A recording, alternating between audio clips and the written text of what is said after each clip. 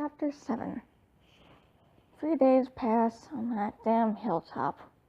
3 days of struggle show you all the survivors you've become. The first night the clouds burst open just before dawn, and the clearing turned into a mud-packed mound. In the morning you awoke drenched from head to toe. Of course it's rain-soaked a blanket. Not taking watch duty the first night didn't go over well with your companions. They showed their disdain and acted coldly for several hours the next day. That first day tested everyone's resolve. Many supplies were saturated with the rainwater, and even some food was lost. You collected rainwater for drinking. Morale dropped as people huddled in tents and under tarps and anywhere they could for relief from the storm.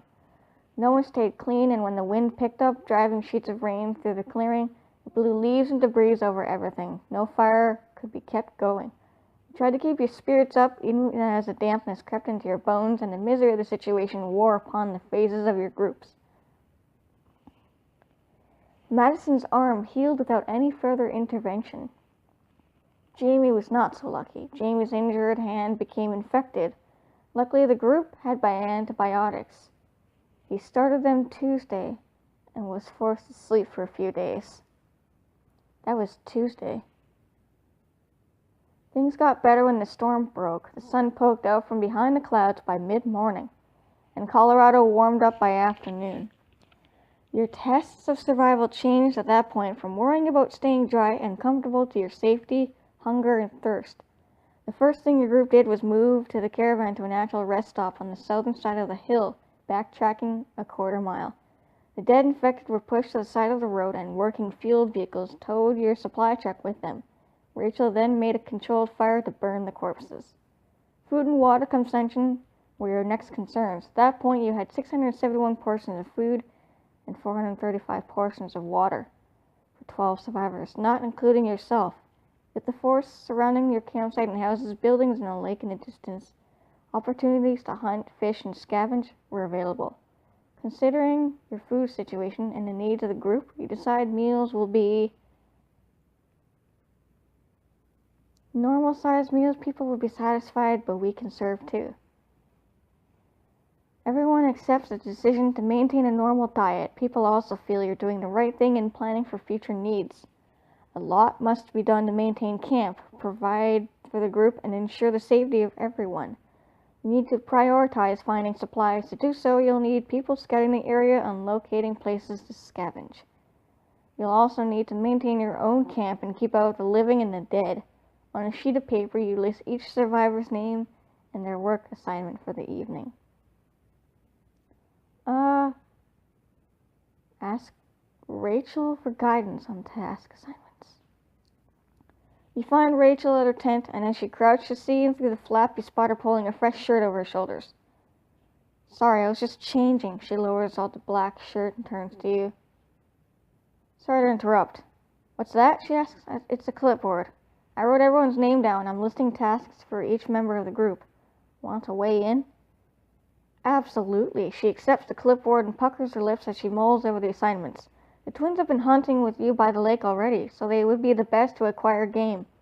Plus, having them bicker outside of camp will do wonders for morale here. Our resident reverend has expressed interest in watch duty. Jamie needs to rest due to illness. Sorry for taking so long, just going down the list. Gina Parker suggested he foraged in the woods. Kelly can do watch duty for us. Nora can perform her tasks as quartermaster here at camp. Riley is a natural at scavenging. I would also recommend placing me on scavenging duty. There you go. Okay then. You take back the clipboard. Rachel filled the assignments. She can change them or keep the assignments. As she wrote them, as you go down the list, she skipped Ray. You'll have to fill in a task for him. Ray is unassigned. Do we take care of that? You assign Ray to... I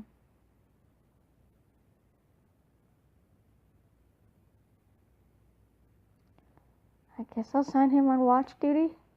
You list the task next to Ray's name. No more assignments for now. I feel that we're all good. You hang the clipboard in the middle of the camp for all to see. After assigning your group members to tasks, you spend the last few days foraging for edible plants, Foraging for plants and edibles in the forest. With a sizable group, your food demands prove the most challenging over the course of 3 days on the hill, but you have a good deal of rations that run out fast unless replaced. You set out in the forest directly around camp, moving through a wide arc to find edible flora in the woods. Each time you return to the forest, you move out a little further to forage in untouched areas. With your vast knowledge of survival, you can provide as much food for your group as a hunter or master fisher. You pick from a huge patch of dandelions in a sprawling grassland and collect numerous containers of raspberries, gooseberries, and strawberries. You pluck nettle and raspberry leaves and even several types of roots in the carrot family. Mushrooms pose a great danger, as many varieties are poisonous, but you know how to spot ones safe for consumption. You also find pine nuts, prickly pears, and wild onions. Next, you spend time improving and maintaining camp. Over the 3 days, you perform simple but vital tasks around camp, such as cleaning, washing clothes, and helping to prepare food for meals. It's not glamorous work, but your efforts help to make camp more habitable. The other survivors appreciate your hard work and morale is improved.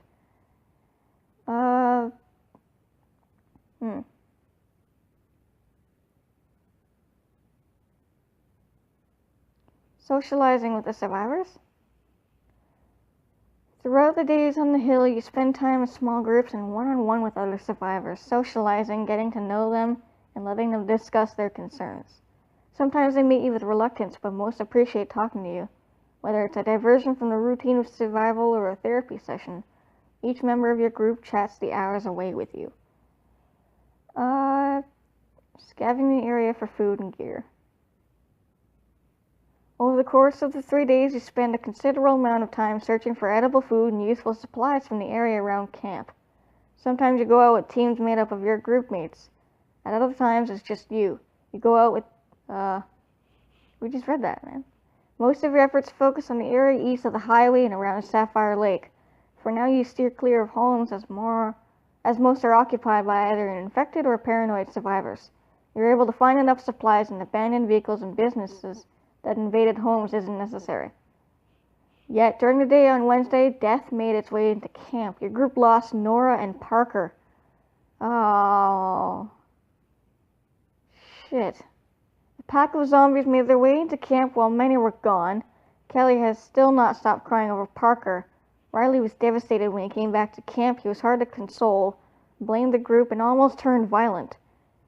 Jamie and Rachel had to restrain him from lashing out. The day turned bleak and the morale of the group turned low. Many wondered if it would be better to abandon the hilltop. But at least for the night, everyone decided to stay. Oh, great. Nora's gone. Okay. Late Wednesday evening, you sat with Jamie and Rachel to discuss the last few days. Rachel lays out a clipboard with results of work assignments. Food. Fishing 0 assigned yielded 0 food. Foraging 1 assigned yielded 15 food. Hunting 3 assigned yielded 300 food. Rachel taps a line for fishing on the clipboard. With no one fishing, 0 yield comes as no surprise. Fishing is a more stable source of food, so we should assign people to it in the future if possible. Rachel next points to foraging. Foraging is a low effort and fair chance source of food. By this I mean it takes no tools but requires luck. We must have had poor luck in foraging. Okay, sorry. Rachel next points to hunting. Hunting is a risky proposition, for it requires time, skill, and expertise. You either succeed or fail. If you succeed, it can bring in an ample amount of food. As you can see, we did very well in hunting. This meat will really help us to survive. Camp improvements and maintenance. 1 assigned. Next, Rachel circles this category. We had 1 person maintaining camp. While I understand we have some other significant tasks, we must keep up our living conditions here. I apologize for not suggesting you assign people to it. Rachel takes a breath. In terms of accomplishments, I have some notes. Our inventory has been tracked, and a food storage hole has been dug to keep our perishables cool and help preserve them. That covers that category. Scavenging, 3 assigned. Next, Rachel circles this category. We had 3 people scavenging the area. I completely agree with the size of that team. Moving along, first off, food is a major necessity, and our scavengers prioritized finding food and found 3 portions. Other items Found included several bottles of alcohol, 2 blankets, 5 aspirin, and 2 bars of soap. Also were found a bottle of antibiotics, a portable stove, a crowbar, a sewing kit, a bolt-action rifle with ammunition, and an American football helmet. And that summarizes scavenging. American football helmet. Did it belong to the Dallas Cowboys? Watch duty 2 assigned. Rachel takes a deep breath. Let's discuss watch duty. We've had several issues with our security at camp. Several animals were able to break into camp and get into our food storage. They were chased away, but between what they ate and what they destroyed, we lost 50 portions of food and 30 water. After the first time, you'd think we would have that fixed the issues, but it happened again. Also, a few bandits snuck into camp and made off with some food, water, and items. A pair of binoculars, a flashlight, crafting tools, a rope, a shovel, and a Springfield rifle. Ugh, great. We had 2 people on watch duty. We might want to add more, whether it's our lack of security measures around camp or lack of people in watch. We can't afford to lose anyone else. There's a pause as the grave news sink in. After a few moments, Rachel continues. That's all I have to report now. Oh, thanks, Rachel. That makes us feel so much better. Once again, you have gained the potential to heighten skills if you choose to do so. How many do we have? 5? Aw. Okay, then.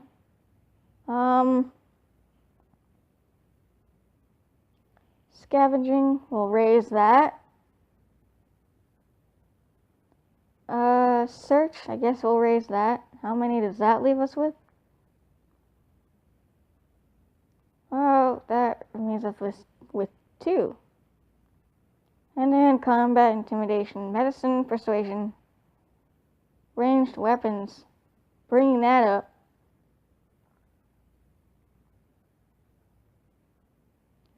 Scavenging. Okay, you know what? I'll just do it scavenging. I accept the new level skills. Just before breakfast is served, Brody calls out from the edge of camp. We have people coming up the hill. Everyone in the clearing reacts to the warning. Riley and Rachel reach the firearms. The twins rush with excitement to the top of the path, while Jamie threw his blankets over some of your group's supplies. Church eyes the hill, wringing the ends of his hat in his hands. It's Kelly and a few other strangers, Brody shouts as he stares down the hill. Rising through the forest come Kelly leading a team of 4, a woman and 3 men. Though armed, their pistols are holstered and rifles slung over their shoulders. They walk with confident, friendly smiles and have already made it halfway up the hill. Really? You have only a minute or so while they ascend the path to prepare. Yeah, no. It's okay. We're good with our weapons. Huh, my football helmet. You make no changes to your primary or secondary weapons. Current helmet worn. None. Hell yeah, we're gonna wear our football helmets. You put on the football helmet and feel more protected from the danger of the apocalypse. So let me introduce my new friends, Kelly says. This is Natalie, Keith, Benton, and Wyatt. Good morning, Keith says. He carries a wooden crate filled with fresh vegetables which he places on the ground to remove his camouflage hat.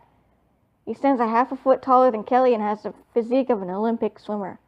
Lean and muscled, with a sharpness to his features, and though civilization is weak into Armageddon, Keith's clothes are neat and clean, and his face perfectly shaved.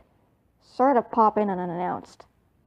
Something smells good, Natalie says, her voice high-pitched, almost squeaky. Like Keith, she wears an army green t-shirt, denim jeans, and hiking boots, but she finishes the look with thick-rimmed glasses and ebony-colored hair in a ponytail. Also, like Keith, she places a crate of food on the ground. Basically, you're inviting yourself to these people's breakfast. Kinda rude, Wyatt chuckles, making his large belly jiggle. He wears overalls over a tall, immense body, and if it wasn't for Jamie, he'd be the tallest in camp by far. He lowers a duffel bag by the 2 crates of food. Last into the clearing, Benton takes a spot to the side where the twins are sitting and even staring at him. You almost forget he's there. He's average in height and weight, hair like old straw, and he has a light hunch. He has a slight hunch and slouching posture. His eyes sag as he gazes around camp, and he chews on a worn plastic straw. Something feels off about that man, though he can't place the reason. I did offer breakfast, Kelly says. Keith and his group saved me from the highway. I was trying to feed a rabbit I spotted when 3 infected popped out of the forest. They took care of the zombies and we started talking. They're running a camp farther up the highway and even offered us some supplies. Look, fresh produce. Rachel lowers her head and rubs the back of her neck with her hands. Her expression is a mixture of anger and confusion. As you see Jamie walking over to you from the campfire, Rachel joins him. They look like good people, but this still worries me. Just a bad feeling, Jamie scans camp as he speaks. We need to keep our guard up, Rachel says. This could be a ploy to rob us or worse. Jamie rolls his eyes. Okay, slow down. I know we've been at this for a week, but we can't act all paranoid. They could be here to help. We can't assume anything about them based on fear, right, Chloe? I'm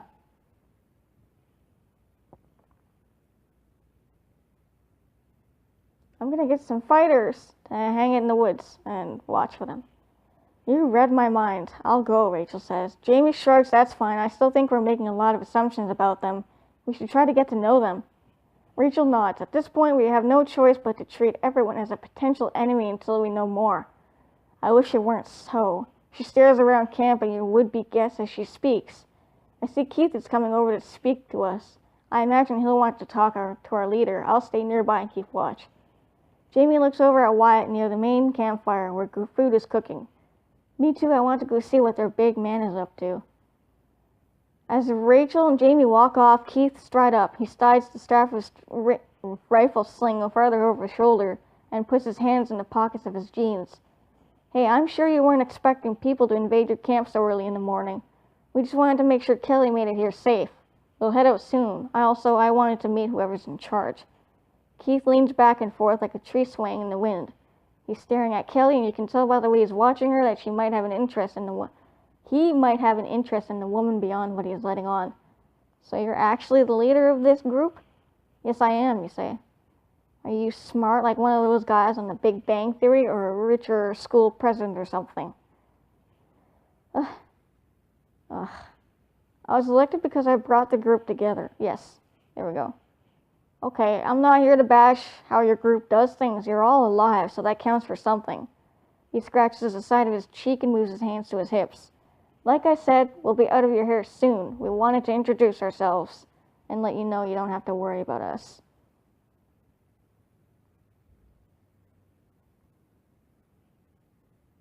Huh, sounds like a veiled threat. Now that Kelly is back, it's best you all head out. Yeah, no, I don't want them staying here. Keith nods and then glances at Kelly across the campsite. Yeah, it's for the best. We got a bit of a trip to our camp, and it isn't just the four of us. We left our main group down the road, and the longer they wait, the more restless they get. As Keith ends his sentence, you become acutely aware of a presence from behind Ray stands close. And though you didn't see him walk up, it's like he has always been there. Keith ignores Ray completely. Why are you talking to him? Kill him already. Get these intruders out of here, Ray says, in his breath in your ear. Keith walks forward, turns and faces the center of camp, standing beside you, looking out as you are. He takes his hands off his hips and crosses his arms in front of him. You see, it's only been a week, but it's been a hard week.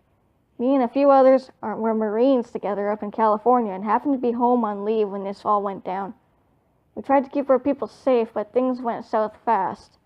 Law enforcement and the National Guard were overwhelmed quickly, and those who lasted gave up fighting for the rest of us. We had to take matters into our own hands. We want to get rid of Keith as fast as possible, but he seems intent to stay and chat. Ugh.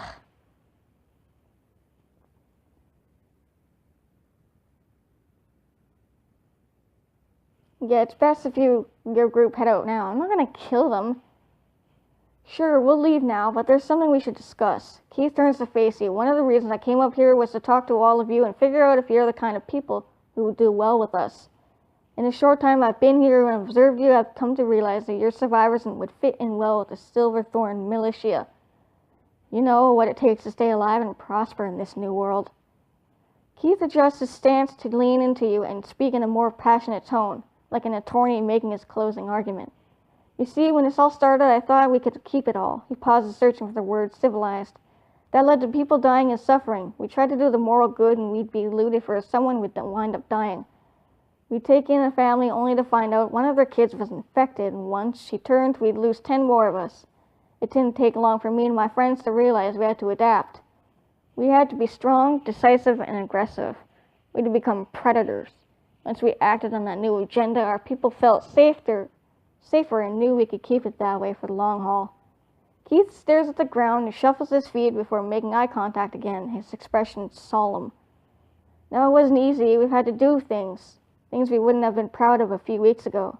We've had to kill, take what we needed from others, even torture. People have wants and needs, and when civilization falls, the pressure of survival turns people savage. At times, we've acted on those instincts and done things many might find unsavory. I can't say there's a right and wrong anymore. There are no more heroes or villains.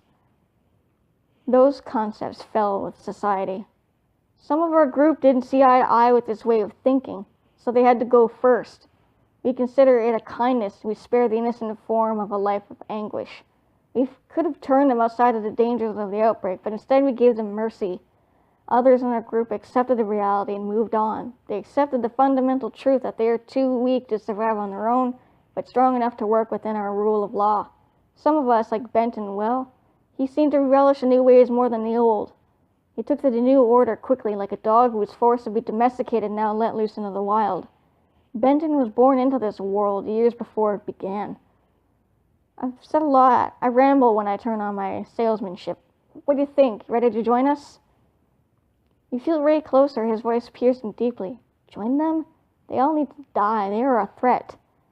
As Keith pauses, you consider how you feel about what he's been saying. Hell yeah.